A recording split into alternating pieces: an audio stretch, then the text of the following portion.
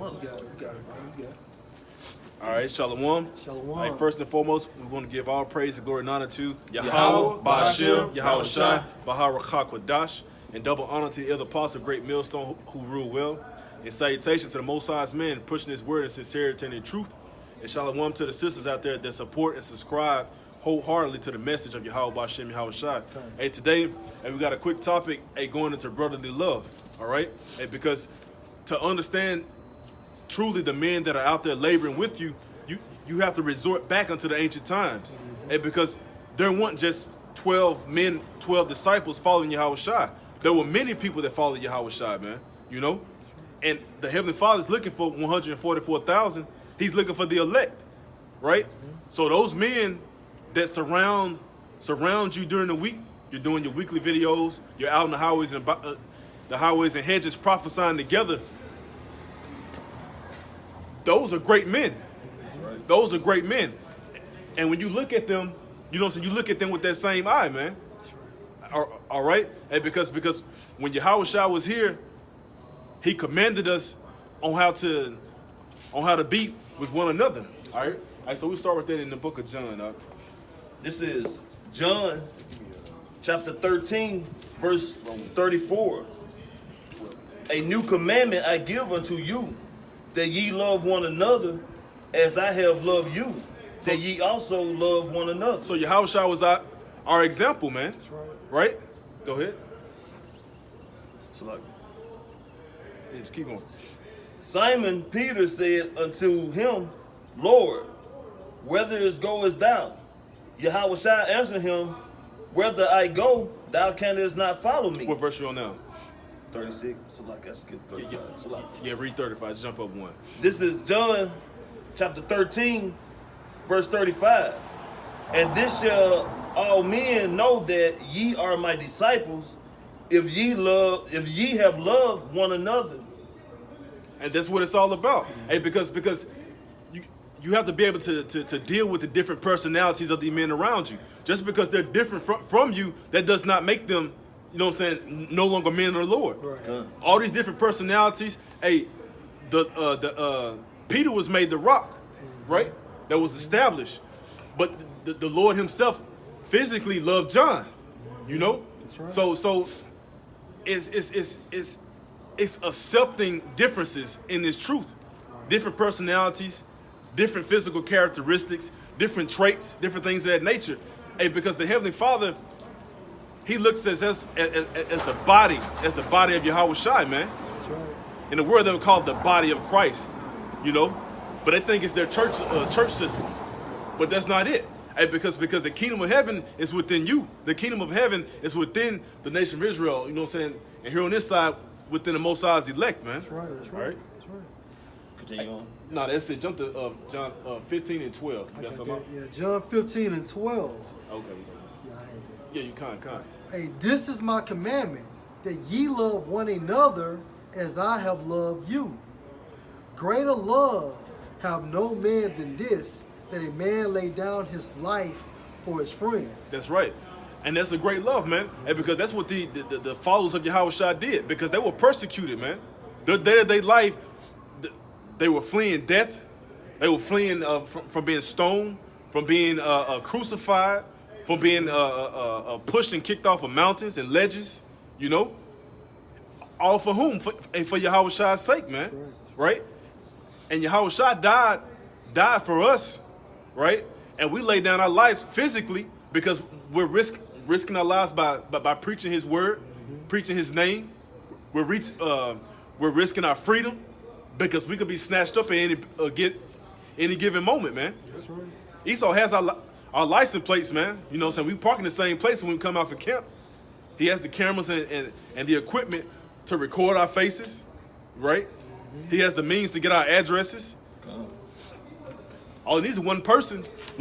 One person tracks your whole family line, man. So he know where everybody in your family pretty much lives and where they abide and rest their head, so to speak, man. That's right. Right? Go ahead. All right, this 1 Peter 1 and 5.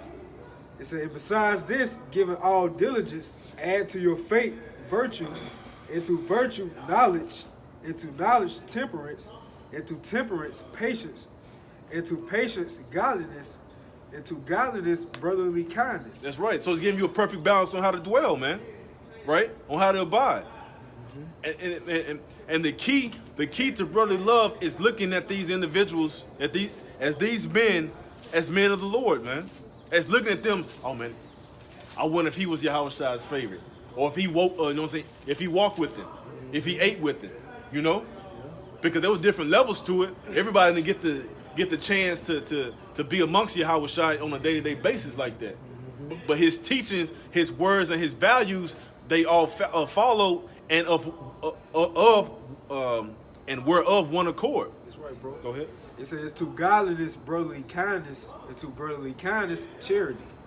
And to charity, man. You know, the scripture said that charity hideth the multitude of sins, man. You know, so the way you entreat your brother is very important. You know, and then you know, so just me personally, just thinking of this topic was like, it's truly amazing. Hey, because I look at these guys like, man, you know, like these are like truly men of the Lord, man.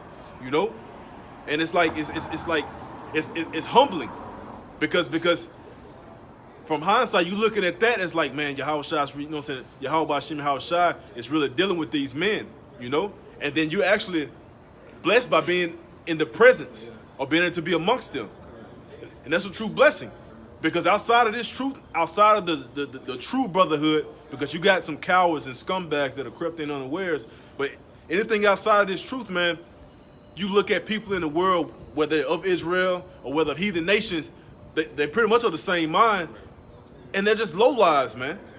Just real scum buckets, man. Thieves, robbers, adulterers, blasphemers, haters of you and haters of themselves, man. There's no good that comes from people in the world, man. You know? Yeah, some up? You get that Romans? Yeah. All right, this is Romans 12:10. Be kindly affectionate one to another. And be kindly affectionate one toward another, man. All right, come. You know? Go ahead. With brotherly love and honor, preferring one another. And preferring one another. So that means that you install another man above yourselves, man. You know? You put him before you. If he's in need and you have it, you give it to him. If it's your last, you have no problem giving him that as well. And it's not always about material things, man. It's just being a listening ear sometimes. And being able to comfort your brother with a decent conversation if he's going through something. And one thing that doesn't happen that often is you taking on that burden for your brother or along with your brother. You know, different things that he may be going through. You know, so you go through it with him, and that says a lot about you as a man. You know, and because at the end of the day, when we grew up, we were taught treat others the way you want to be treated. You know, but at the same time, the Lord had already gave us the blueprint on how to be with each other. So now you favor another man above yourself. Right. Yeah. That's why I said charity covered a multitude of sins, man. That's right. Yeah, All right. This is Philemon chapter 1, verse 7. For we have great joy and consolation in the love, because the bowels of the saints are refreshed by thee, brothers. Con. Read it again, bro. For we have great joy and consolation in thy love, because the bowels of the saints are refreshed by thy brother. Yeah, so it's so it's saying, the scriptures reference us comforting one another with these words, right? So comforting another brother with the words of Yahawashi and Yahawashi, it gives him a refreshing, man.